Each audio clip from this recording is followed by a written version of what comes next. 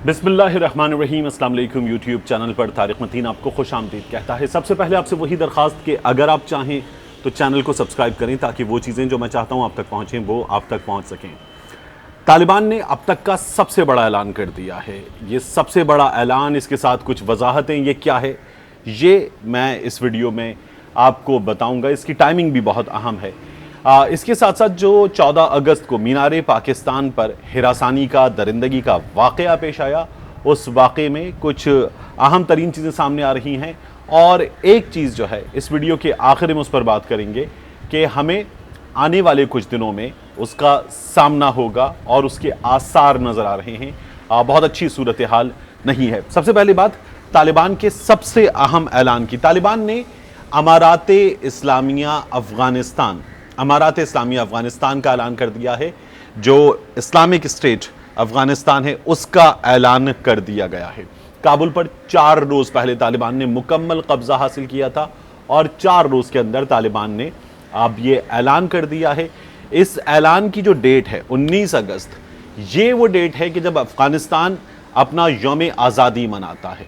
1919 में बरतानवी जो साम्राज्य है उससे तालिबान ने आज़ादी हासिल की थी। 3 जंगें लड़ी थी, एक 1839 में, 1878 में और फिर तीसरी ये जो 1919 है इस पर। और फिर अफ़गानिस्तान ने बाकायदा आज़ादी हासिल की थी। सेकेंड वॉर पे अफ़गानिस्तान जो है वो बरतानिया के साथ बड़ी हद तक कामयाबी हासिल करने के बाद एक मुआहिदे में दाखिल हुआ था और फिर मुकम्मल आज़ादी हासिल कर ली थी अफ़गानिस्तान ने। ये अफ़गानिस्तान की कामयाबी थी। तो आज के दिन ये ऐलान ख़ास तौर पर इसीलिए तालिबान की जानिब से किया गया है। ज़बीहुल्लाह मुजाहिद ने ट्विटर पर इसका ऐलान किया है और अमारात इस्लामिया अफ़गानिस्तान, पश्तो में इन्होंने लिखा है द अफ़गानिस्तान इस्लामी अमारात, और इसका उन्होंने ऐलान कर दिया है। और उनका ये कहना है कि 19 अगस्त अफ़गानिस्तान में आम तातील के तौर पर, यौम आज़ादी के तौर पर मनाया जाता है, जो 9 आबादियाती आलमी ताकतों से आज़ादी की याद में दिन हम मनाते हैं। और इस मौके पर उन्होंने मज़ीद ट्वीट करके वजाहत की है। उनका ये कहना है कि ये कहा जा रहा है कि तालिबान ने अपनी तिजारत कुछ मुल्कों से ख़त्म कर दी है, तो हमने किसी से तिजारत ख़त्म नहीं की है, ये गलत है। इसकी उन्होंने वजाहत की है। और उनका ये भी कहना है कि हम दुनिया से अपने ताल्लुकात रखेंगे, आगे बढ़ेंगे और ये ताल्लुकात जो हैं वो हमारे जारी रहेंगे। इस बारे में मुख्तलिफ बातें हो रही थी।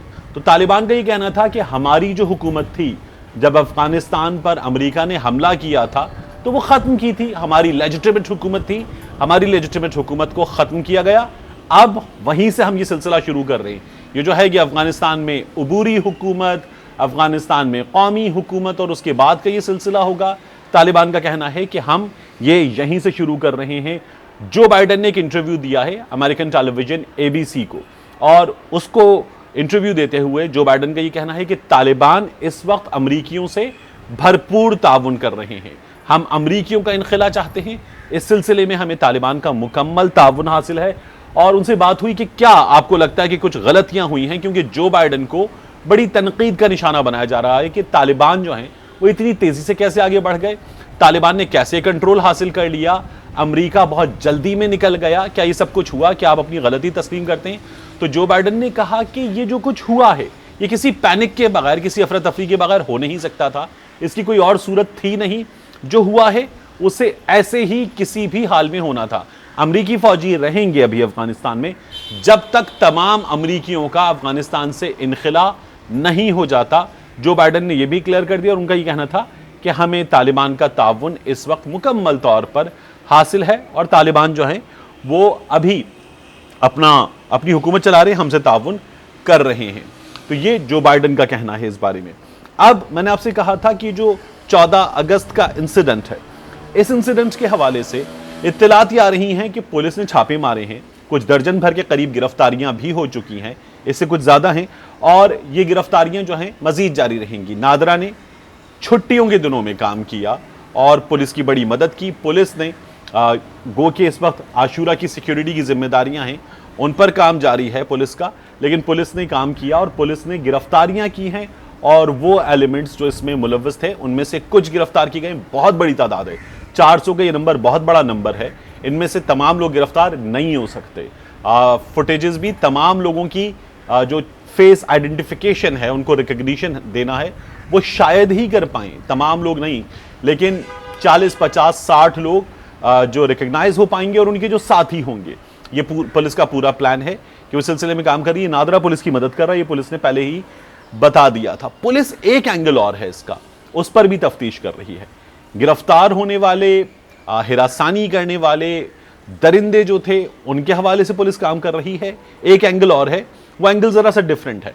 मेरी कुछ पुलिस ऑफिशियल से बात हुई, उनका ये कहना है कि उस पर हम काम कर रहे हैं। उसकी डिटेल्स कुछ मेरे पास है, कुछ पुलिस वाले दोस्त जो है वो बाद में देंगे अभी, लेकिन ये एंगल इन तमाम चीज़ों से डिफरेंट है और ये एंगल इस वाक़े को एक और नुक्ता नज़र से देखने के हवाले से है। इसकी डिटेल में आगे जाकर इंशाअल्लाह आपको दे पाऊंगा। इसके बाद जो है, मैंने आपसे कहा था कि आखिर में मुझे आपसे इस वीडियो की बात करनी है एक और चीज़ पर जो प्रोबेबल है। बहावल नगर में हमें धमाके की इत्तलात आ रही हैं और हमें ये पता चल रहा है कि हसास है बहुत सारे इलाके, पुलिस काम कर रही है सिक्योरिटी पर, बाज़ इलाकों की सिक्योरिटी के हवाले से कंसर्न हैं। ये हमेशा होते हैं हमारे यहाँ जिस तरह के हालात रहे हैं।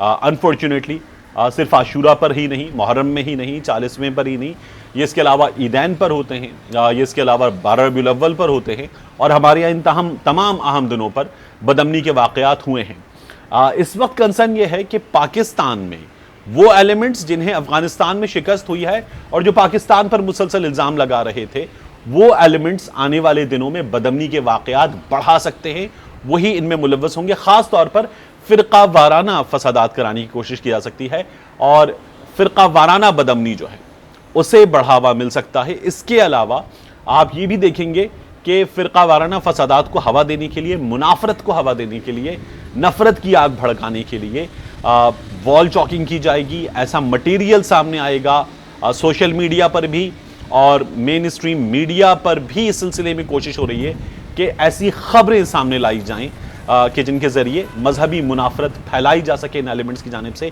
पाकिस्तान में हालात ख़राब की जा सकें। जो सक्खर में वाक़या हुआ था वो इसी सिलसिले की एक कड़ी निकल रहा है। तफ्तीश करने वाले इदारे इस जानिब इशारा करते हैं और उनका ये कहना है कि एक आम शहरी को निगाह रखनी होगी, क्योंकि वो एलिमेंट्स जिनका ताल्लुक अफगानिस्तान में एनडीएस से था, पाकिस्तान दुश्मन, अब भारत है पाकिस्तान दुश्मन और दीगर पाकिस्तान दुश्मन एलिमेंट्स और पाकिस्तान में इनके आलाइकार, ये दुश्मनों के हाथों खेल सकते हैं और इसके नतीजे में पाकिस्तान को नुकसान हो सकता है। ये लोग फ़िरका वाराना बदअमनी फैलाने में अपना किरदार अदा कर सकते हैं। हम सबको अपनी आंखें खुली रखने की ज़रूरत है, इस सूरत हाल पर निगाह रखने की बहुत बहुत ज़रूरत है। मिलते हैं इंशाअल्लाह आपसे अगले वीडियो में।